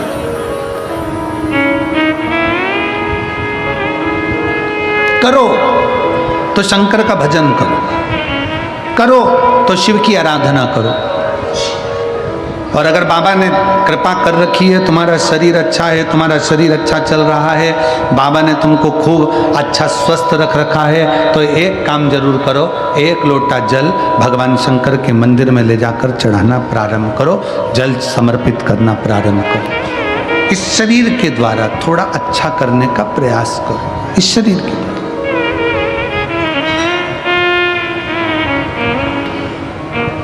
शिव के दरवाजे पर जाओ, 1 लोटा जल समर्पित करो। तारकासुर मर गया, तारकासुर के प्राण छूट गए। तारकासुर के 3 बेटे हैं, तारकाक्ष, विदुम्माली, कमलाक्षकी। 3 पुत्र हैं तारकासुर के, 3 पुत्र। और तीनों प्रबल हैं, तीनों प्रखर हैं। तीनों ने विचार किया, अगर हम देवताओं से बैर लेंगे तो हमें मरना पड़ेगा। अगर हम देवताओं से बैर लेंगे तो हमको मरना पड़ेगा। तो फिर करा क्या जाए? तीनों ने भगवान ब्रह्मा जी की तप साधना प्रारंभ करी, और ऐसी तप साधना करी। शिव महापुराण की कथा में हर जगह पर हमें सुनने को मिलता है कि पार्वती जी ने तप साधना करी, तुमरुकेश्वर ने, तुमरुका जी ने तप साधना करी।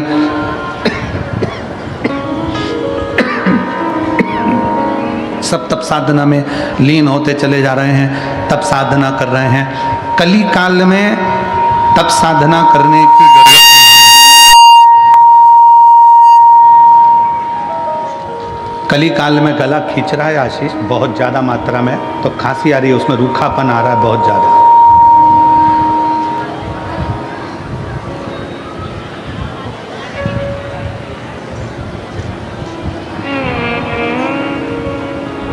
कली काल में तप साधना करने की जरूरत नहीं है। कली काल में केवल आप भगवान शंकर के मंदिर जाओ, एक लोटा जल समर्पित करो, अपने बच्चों की भी आदत डाल दो कि शंकर के दरवाजे जाना है। बच्चों की भी आदत डाल। कितना सुंदर उमा संहिता में लिखा है कि अगर किसी के भाग्य की रेखा भी ब्रह्मा जी ने, देवताओं ने किसी के भाग्य की रेखा में भी अगर दुख लिख दिया, कितना भी दुख लिख दिया, और अगर उसने शंकर भगवान को एक लोटा जल चढ़ाना प्रारंभ कर दिया तो उसकी दुख की रेखा मिट ही जाती, उसकी तकलीफ की रेखा मिट जाती, उसकी कष्ट की रेखा समाप्त हो जाती है। एक पत्र है,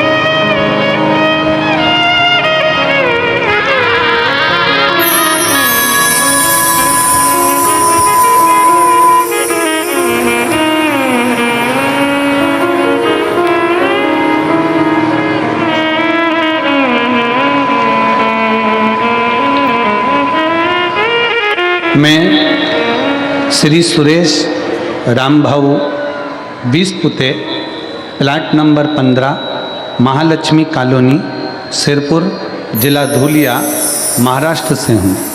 कहीं बैठी हों तो हाथ हिला सकती हैं, और अगर बैठी हों आ जाइए, एक बेलपत्र ले जाओ, आ जाओ।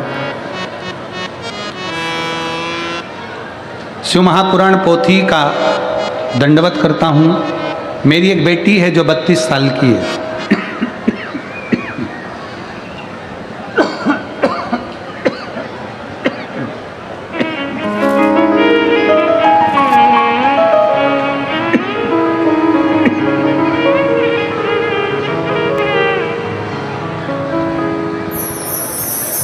मेरी एक बेटी है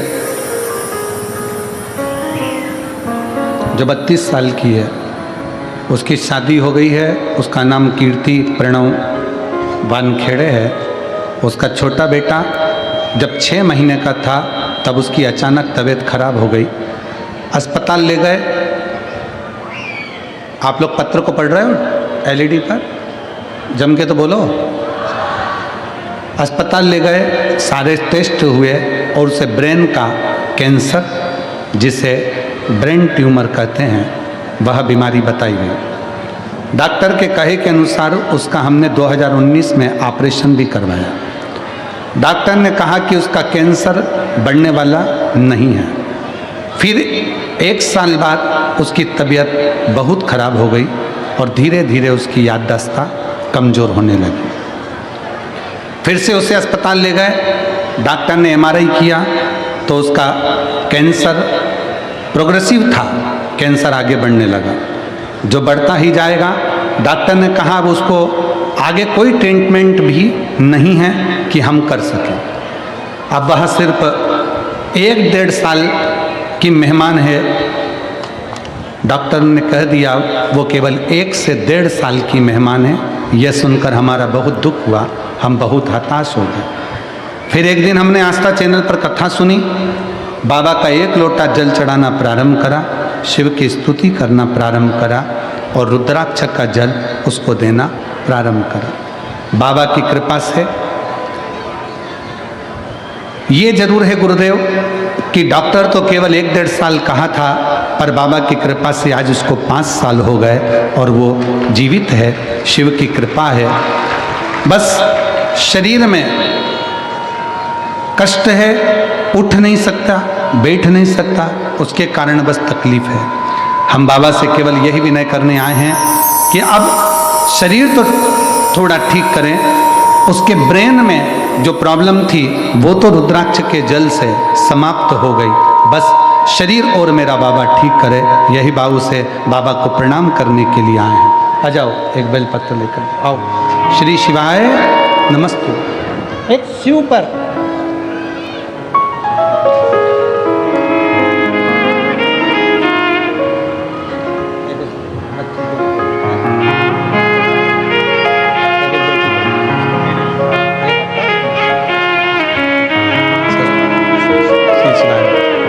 शिव उपासना,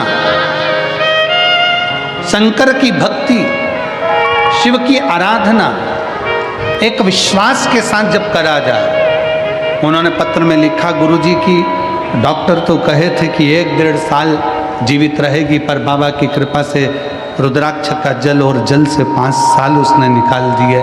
शिव उपासना से एक अविरल भक्ति हमारे भीतर जागृत हो और वो भक्ति भगवान शंकर की शरणागति प्रदान करे।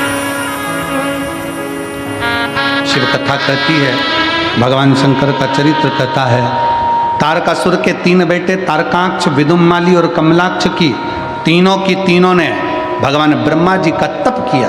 आप और हमको तप की जरूरत नहीं है, आप और हम तप कर सकें इतनी आपकी और हमारी सामर्थ्यता नहीं है, पर इतना जरूर है कि हम और आप भगवान शंकर को अगर 1 लोटा जल समर्पित करते हैं तो देवाधिदेव महादेव हमारी मन की कामना पूर्ण जरूर करता है, पूर्ण जरूर करता है।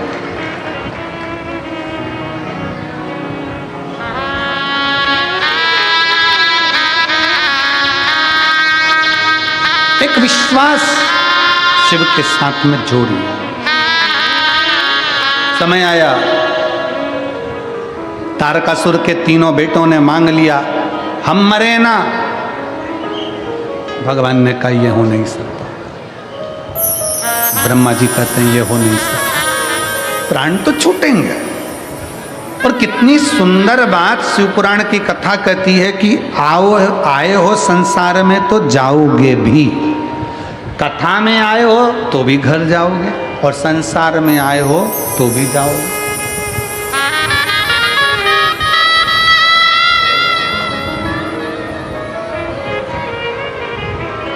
बाहर आप लोग बाहर जाते होंगे तो देखते होंगे बहुत सारी दुकानें लगी हैं। देखी कि नहीं देखी आप लोगों ने? जम के तो बोलो, देखिए बाहर बहुत सारी दुकानें लगी है। सबने अपनी अपनी दुकान जमाई है, खूब सुंदर जमाई है। कोई ने कुछ, कोई ने कुछ, कोई ने कुछ, कोई ने बर्तन, कोई ने साबुन, कोई ने ये, कोई ने वो, सब ने अपनी अपनी दुकान जमाई। कितना बड़ा फैलारा फैलाया। 7 दिन की कथा पूरी हुई, दुकान को वापस झोले में भर लिया, बंद करा, फिर चल दिए।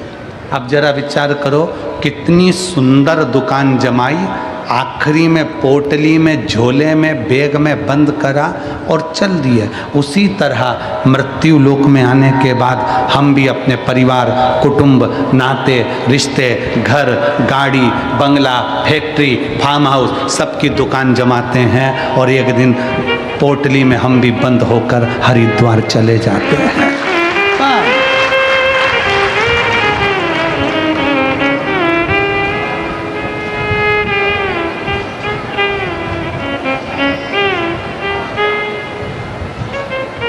बस इतना याद रखो कि संसार सागर में अगर आए हो तो भगवत स्मरण में अपने हृदय को, अपने दिल को लगाने का प्रयास करो। मिला है मनुष्य का देह,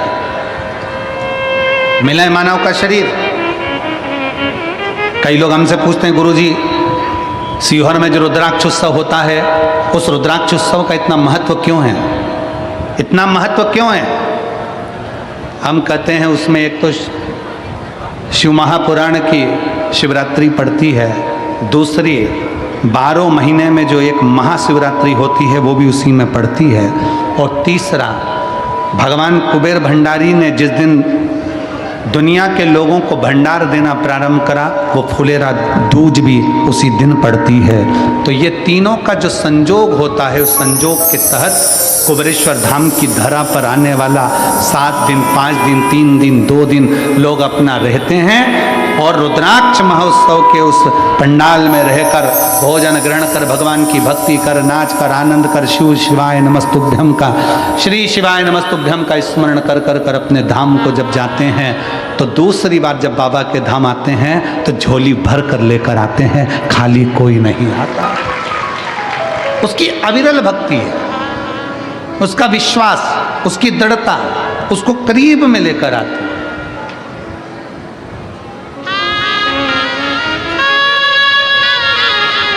आप में से कितने लोग हैं जो पहले रुद्राक्ष उत्सव में आए हैं? हाथ उठाओ जरा। बहुत सारे हो, रखो रखो रखो। 25 फरवरी को आना है कि नहीं आना है? जम के बोलो जरा, आना है ना सबको? बस तो जिस बैग को लेकर आओ, उस बैग को लेकर आने के बाद ये विचार करना, और फिर निवेदन है, कोई सोने की रकम नहीं, कोई चांदी नहीं, कोई महंगा मोबाइल नहीं, कोई हीरा पन्ना नहीं। बाबा के अपने बाप के घर आ रहे हो, दौलत लेकर नहीं, दौलत मांग कर लेकर जाना है।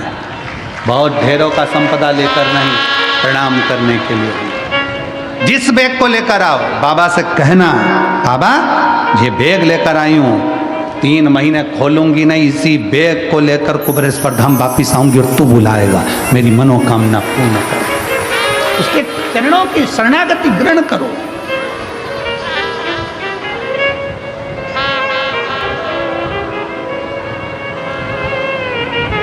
शिव कथा श्रवण करो, शिव भक्ति श्रवण करो। और मैं तो धन्यवाद देता हूँ सिरपुर वासियों को कि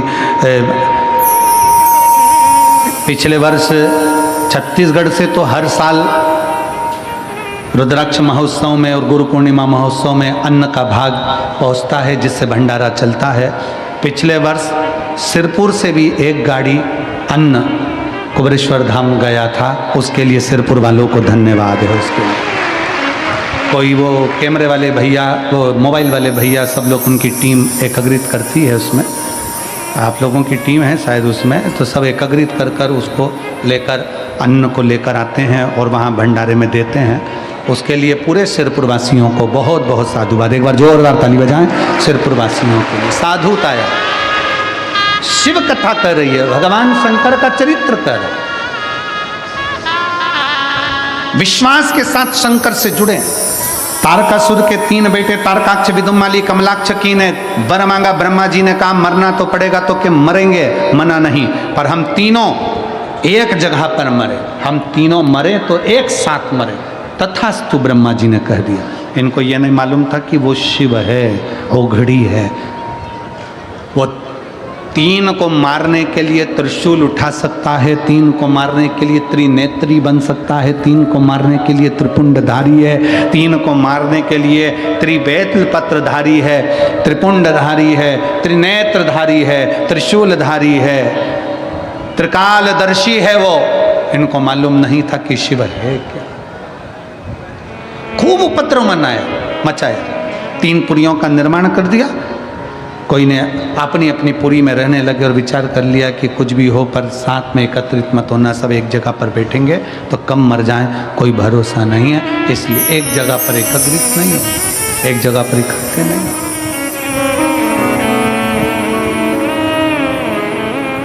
अपनी अपनी पुरियों में निवास किया, अपनी अपनी जगह पर रहे, अपनी अपनी पुरियों में रहे। समय आया, भगवान शंकर ने देखा कि ये बहुत ज्यादा उपद्रव कर रहे हैं।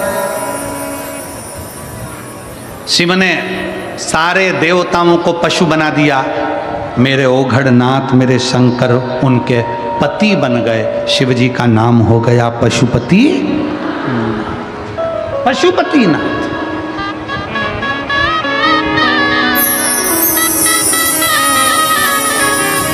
आप सब व्रत करते हो पशुपतिनाथ का, कई माताओं ने करा, कई भाइयों ने करा, कई दीदियों ने करा, करना चाहिए। एक बार व्रत कर लिया, 2 महीना रुक जाओ, 2 महीने 3 महीने बाद फिर व्रत करो, 3 महीना रुक जाओ, फिर 3 महीने बाद करो। खूब सारा पैसा लगता है क्या उसमें? जम के बोलो जरा। नहीं। कोई धन लगता है क्या उसमें? नहीं। और मेरा लड़कों से भी निवेदन है, बेटों से भी निवेदन है, बेटियों से निवेदन है, नवयुवक बच्चों से निवेदन है, वृद्ध माताओं से निवेदन है।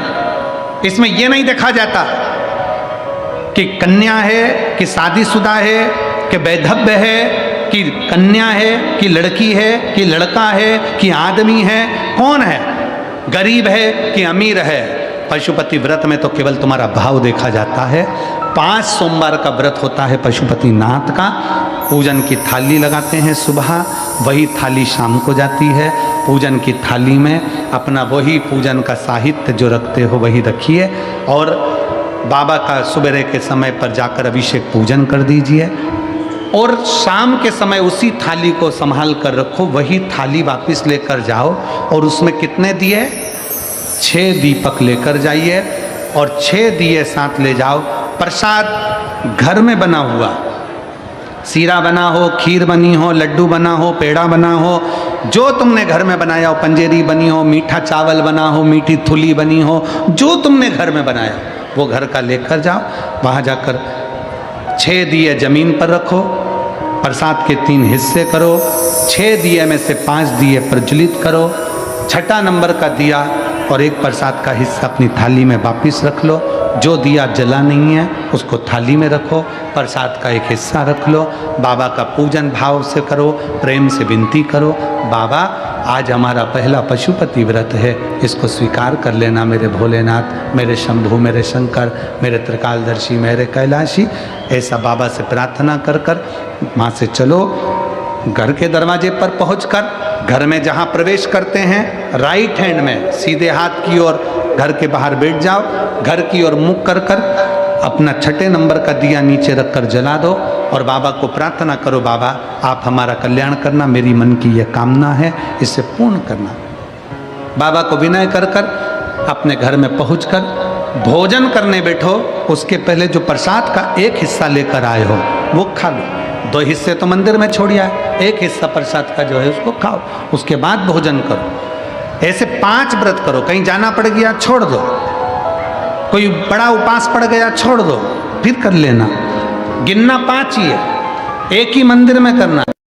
ये नहीं कि मायके में 2 व्रत कर लिए, ससुराल में 3 व्रत कर लिए ना, एक ही जगह पर एक ही मंदिर में पूरे व्रत करो, बाबा से विनय करो। 5वें नंबर का जब व्रत हो, 108 चावल का दाना या मूंग का दाना या बेलपत्री या पुष्प कुछ भी बाबा को समर्पित कर कर, एक श्रीफल 11 रुपये भेंट जो भी तुमसे बन जाए बाबा को समर्पित करके बाबा से विनय करो। जैसा व्रत करते आए हो वैसे ही व्रत करो। 6 दिए उस दिन भी लगाना, 5 दिए मंदिर में, 1 दिया प्रसाद का उस दिन भी वही 3 हिस्सा करना। बाबा को विनय कर कर वापिस लौट कर आओ। मेरा कुबेरेश्वर बाबा पशुपतिनाथ आपकी मनोकामना पूर्ण जरूर करेगा। हर हर, वो शिव है, वो घड़ी है, वो शंकर है, वो त्रिकालदर्शी है, वो कैलाशी, वो अविनाशी। तारकासुर के 3 बेटे तारकाक्ष, विदुमाली, कमलाक्षकी को भगवान शंकर पशुपतिनाथ बनकर समाप्त कर देते हैं, उसका संहार कर देते हैं। आगे कथा आती है भगवान श्री गणेश जी महाराज का मंगल विवाह माता रिद्धि सिद्धि के साथ बड़े भाव के साथ हो रहा है। भगवान श्री गणेश जी महाराज रिद्धि सिद्धि को लेकर पधार रहे हैं। जोरदार ताली बजाकर स्वागत करें भगवान श्री गणेश जी महाराज का, रिद्धि सिद्धि का। कल कथा का समय कथा पंडाल में सिरपुर में सुबह 8 बजे से 11 बजे तक रहेगा। आज शिवरात्रि है बाबा की कथा की, इसलिए रात को आप भी बड़े प्रेम से कीर्तन